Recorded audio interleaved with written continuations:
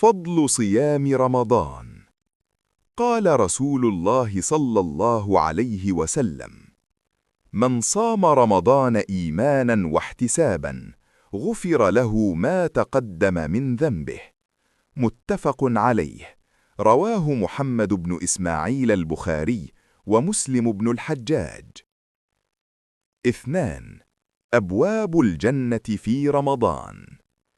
قال رسول الله صلى الله عليه وسلم: إذا جاء رمضان فتحت أبواب الجنة وغلقت أبواب النار وصفدت الشياطين. متفق عليه. رواه محمد بن إسماعيل البخاري ومسلم بن الحجاج. 3. للصائم فرحتان. قال رسول الله صلى الله عليه وسلم: للصائم فرحتان، فرحة عند فطره وفرحة عند لقاء ربه. رواه محمد بن إسماعيل البخاري ومسلم بن الحجاج. 4. الريان للصائمين.